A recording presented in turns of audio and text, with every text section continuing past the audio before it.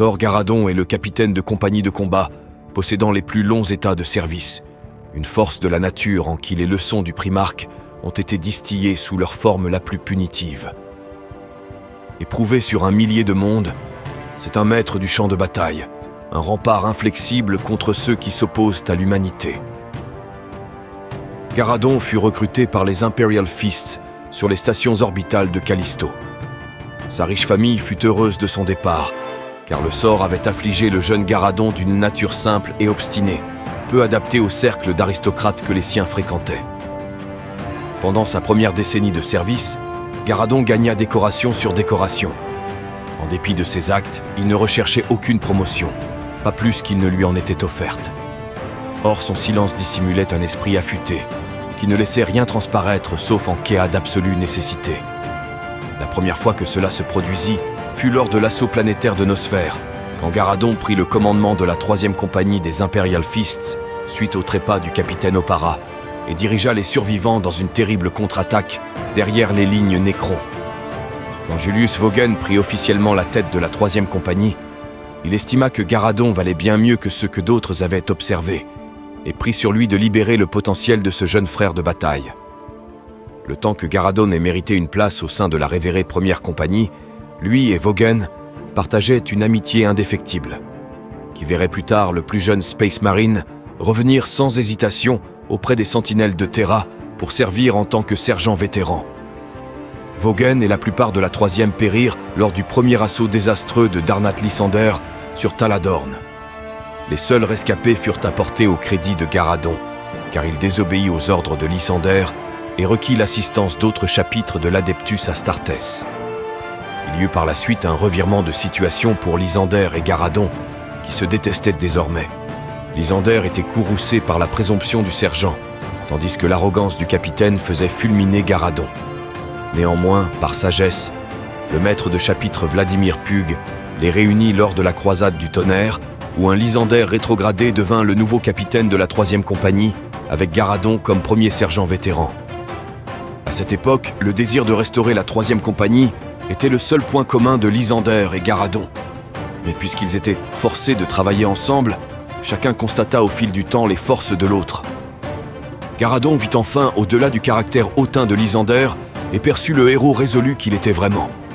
De son côté, Lysander en vint à compter de plus en plus sur la capacité de Garadon à improviser et sur sa détermination à toute épreuve.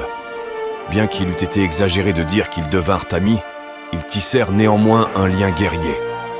Plus souvent qu'à son tour, Lysander céda le commandement des escouades de ligne de la compagnie à son sergent vétéran, tandis qu'il menait en personne les éléments d'assaut de la 3e. Lorsque vint le moment pour Lysander de reprendre le commandement de la 1re compagnie, Garadon fut unanimement acclamé en tant que nouveau capitaine de la 3e, après avoir prouvé sa valeur sur les champs de bataille de Taladorn, Drachin et la faille de Magor. Pendant près de 30 ans, Garadon dirigea les sentinelles de Terra de victoire en victoire, taillant une nouvelle réputation à une compagnie qui avait été au bord de l'extinction. Durant ces années, il fut le frère en qui Lysander accordait le plus de confiance, et voir la 1re et la 3e combattre à l'unisson n'était pas rare. Or, Garadon avait appris du vieux capitaine. Il connaissait l'humilité et le terrible prix que la fierté débridée pouvait forcer à payer. Ainsi, Garadon entretint des alliances avec ses pairs d'autres chapitres, quand ses propres frères seraient restés distants. En maintes occasions, il combattit aux côtés de Cato Sicarius des Ultramarines, Colvan Brash des Invaders, Castellan Draco des Black Templars et Erasmus Tico des Blood Angels, à l'affût de tout ce qu'il pouvait assimiler de leur méthode singulière et prompt à partager les doctrines de combat de sa propre compagnie. On raconte même que Garadon et Sicarius se considéraient mutuellement comme amis, bien qu'en raison des manières froides du grand-duc de Talassar, de pareilles rumeurs sont généralement réputées fantaisistes. Garadon dut finalement laisser derrière lui la 3e compagnie pour prendre la tête de la 2e. Il s'exécuta avec réticence, car cette perspective l'emplit d'un pressentiment. En une année, la 3e compagnie fut à nouveau réduite en cendres, massacrée à Hydra Cordatus par les Iron Warriors, menés par le maître de forge Honshu. Garadon demanda aussitôt au conseil chapitral le droit de brandir la bannière de la 3e, une fois encore une requête que Lysander appuya spontanément. Heureusement, plusieurs vétérans de la croisade du tonnerre vivaient toujours, car ils avaient été amenés à servir au sein d'autres compagnies. Autour de ce noyau, Garadon rebâtit les sentinelles de Terra, en puisant dans la dernière vague de recrues, tandis que des rumeurs d'une nouvelle croisade noire enflaient. Malgré les efforts de Garadon, on considéra la troisième comme trop inexpérimentée pour se joindre au déploiement en bordure de l'œil de la terreur. Mis sur la touche tandis que l'Imperium brûlait, Garadon replia sa compagnie sur Phalanx et l'entraîna plus dur que jamais. Cette décision s'avéra payante, car elle plaça Garadon et la troisième compagnie à bord de la vénérable station de combat au moment où elle avait cruellement besoin de champions pour la défendre. Sans les exploits de l'inexpérimentée troisième compagnie et les qualités de Garadon pour la diriger, les dernières années du 41e millénaire auraient certainement été différentes. Le conseil chapitral en statua ainsi, car en reconnaissance, il confia à Garadon la garde de la main de Défi, une relique de la Grande Croisade dont aucun guerrier n'avait été jugé digne depuis le légendaire maître de chapitre Lazérian.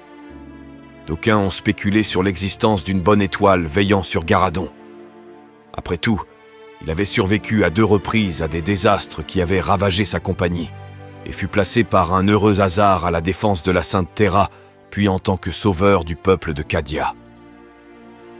Il en est au sein du chapitre, particulièrement parmi les vétérans grisonnants de la croisade du tonnerre, qui pensent que Garadon est touché par le destin, peut-être même protégé par l'empereur en personne.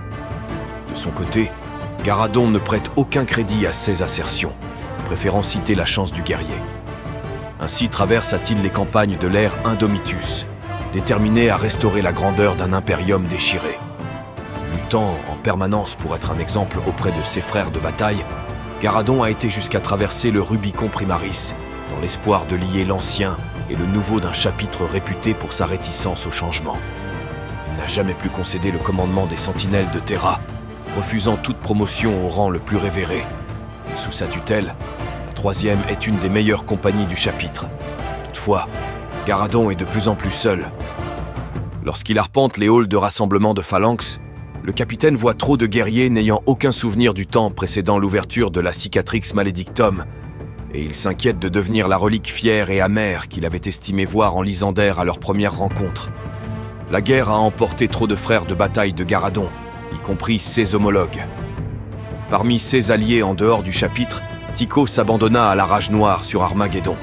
Sicarius est porté disparu, avalé par l'Immaterium. Brash périt dans les tempêtes de feu de Gola, et Draco fut déclaré excommunicat Traitoris pour des faits trop horribles à raconter. Seul subsiste Lysander, le vieux mentor de Garadon, aussi inflexible que le granit en pleine tempête, comme si lui aussi était préservé en prévision d'une grande et terrible bataille à venir. Une bataille que les 2 guerriers sont manifestement destinés à livrer côte à côte.